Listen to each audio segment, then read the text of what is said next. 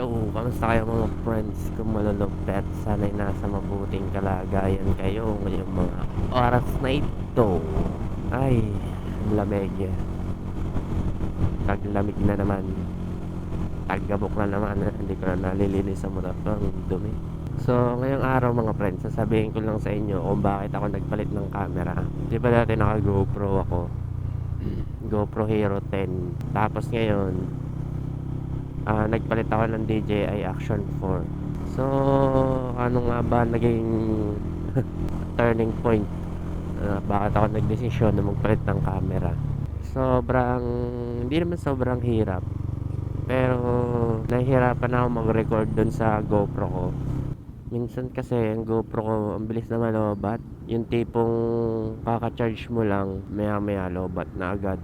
Pagka pinatay mo siya, yung recording, tapos ni-record mo ulit, namamatay na, lobat na raw hindi pa naman lobat yung battery. May ganoon akong battery, tapos sobrang bigat niya, gawa nung case, nung Ulanzi na case. Tapos yung mic adapter, sobrang bigat sa helmet. Tapos yung isa pa is ang laki ng file size niya lagi. Yun lang naman mga dahilan. Tsaka hindi na rin niya halos ako nakakapag-vlog. Wala na halos ako may content. Puro ganyan na lang. Naibenta ko siya. Tapos may nakita ko sa marketplace na DJI Osmo Action 4 na second hand. Mura lang. Tagal ko nang naghahangad na magkaroon ng DJI Osmo Action 4. Action 4, Action 5. Yun ang inaano ko eh. Yun ang minimithi kong camera eh. Action 4, Action 5. Kasi gusto ko yung Action 5. Kasi yung dalawa yung pwedeng Bluetooth mic na i-connect. Para kapag ka travel na kami, naririnig nyo rin siya. Yung angkas ko, ganun. Pero sa ngayon, ito lang kaya ng budget. So, Action 4 muna. Ito yung tsura. Sobrang compact niya lang. Sobrang liit niya lang. Kumpara sa GoPro na halos na yan, ang laki. Kaya mas maganda siyang tingnan, mas magaan. Kaya mas maunti yung components.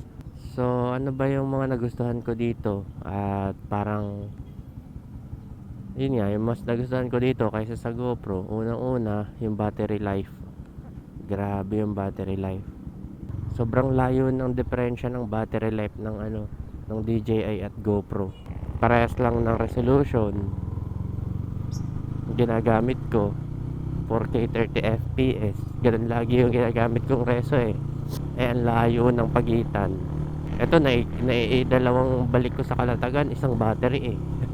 Balikan, papunta at pabalik, pauwi. Tinesting ko yun. Makikita nyo rin siguro sa vlog ko. Isang battery lang yun. Tatlo yung battery kasama nung binili ko. So talaga makakapag-record ako ng malala dito sa DJI.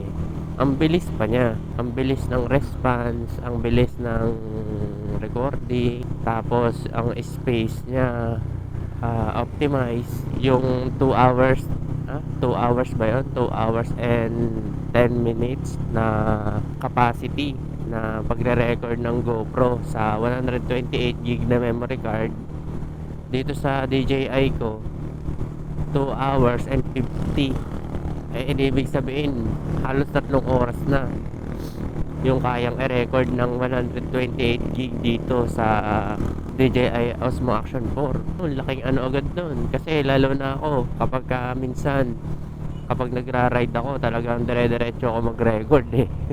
Di sa dalawang memory card, halos 6 hours na agad yung pwede kong i-record. So, dalawang na agad yun, dalawang factor na agad yun. Kaya parang para sa akin, mas maganda tong DJI Osmo Action 4 kaysa sa GoPro Hero 10 ko dati.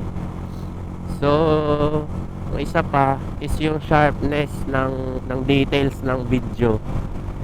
Isa pa yun sa pinaka nagustuhan ko dito sa Osmo Action 4. Yung hinahanap kong sharpness sa GoPro andito sa Action 4 na gamit ko ngayon.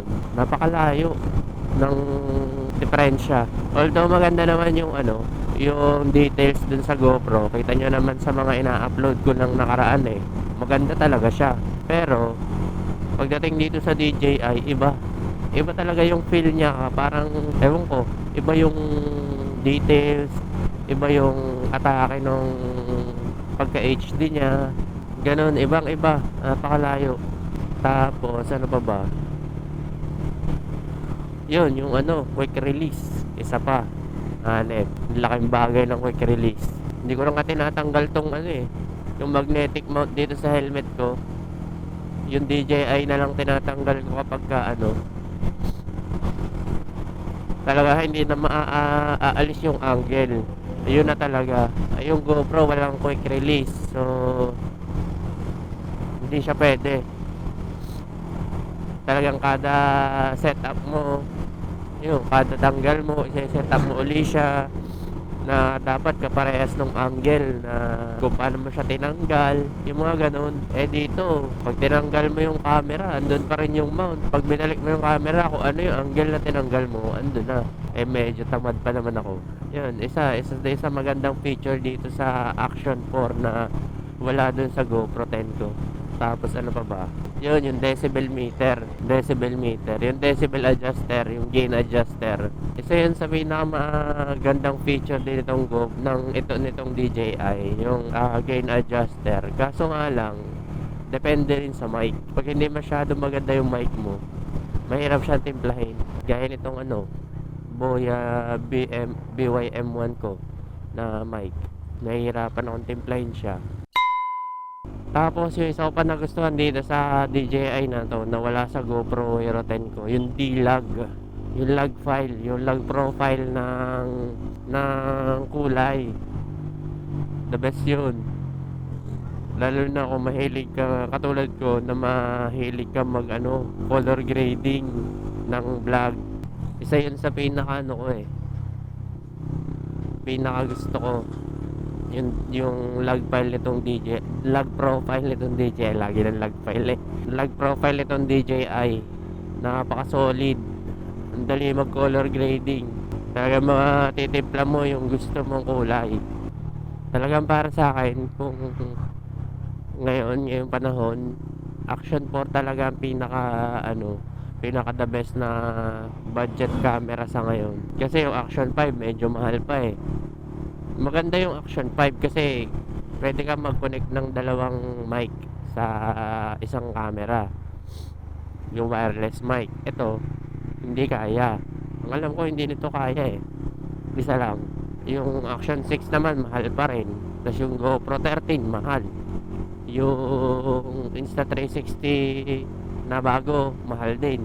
So sa ano nga talaga, sa mga presyo ngayon, ito yung pinakamura, na pinakasulit, na pinakamaganda, Action 4. So ang tagal ko rin nanonood ng mga vlogs about dito.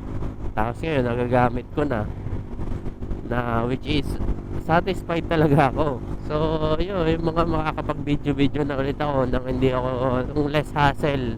Talagang ang layo ng hassle ng GoPro kaysa dito. Kaya kung ako sa inyo, bibili kayo ng bagong camera, na gagamitin nyo pang motovlog, lalo na kung may budget naman kayo kahit pa paano, magdadika kayo ng DJI Osmo Action. Kahit ano, siguro kahit mga 3 okay na yun, 4. Pero sa akin talaga ito pinakamaganda eh, na mga mura-mura pa hanggang ngayon, Action 4. Tapos ang gaan, medyo mabigat yung camera, pero dahil nga wala siyang adapter, mic adapter, wala na siyang mabigat na case, mas magaan siya. Kaya mas ano ko to, mas prefer ko talaga to. Mas maganda siya kaysa sa ano, ganda CX. Sana all. So yun mga friends, talagang natutuwa ako dito sa DJI Osmo Action 4 ko. Maghahanap-hanap na ulit ako ng pwedeng i-content. Ito muna ang gagamitin natin. Sana makapag-upgrade pa tayo ng isa pang camera. Sana mabigyan nyo ako ng blessing na makapag-upgrade ulit ng isa pang camera. Ang gusto ko is yung Action 5 din. So if ever na maging dalawa yung camera natin, itong Action 4 is secondary camera, tapos yung Action 5 yung main. Parang ganun. Yun lang naman mga friends. Sobrang sulit talaga or solid ng Action 4 na to. Meron ako nito sa TikTok na siya showcase. If ever na gusto nyong mag-get, doon na lang kayo pumunta. Legit yun, DJI official store talaga siya. Andun sa showcase ko sa TikTok. Ipopost ko din yung link dito sa description o kaya sa comment section ng TikTok ko para yun, pakita ko mapuntahan nyo yung link. Punta lang kayo sa showcase ko, yun, makikita nyo dun yung DJI Osmo Action 4. So yun lang mga friends, maraming salamat. At yung thoughts ko dito is super better siya. Napakalaking diferensya. Sobrang better ng Action 4 sa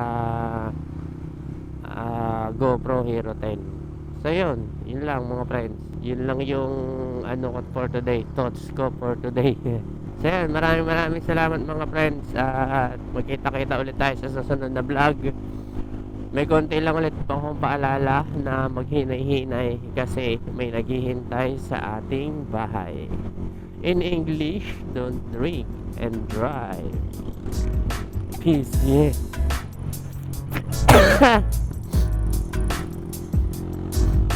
Lamig.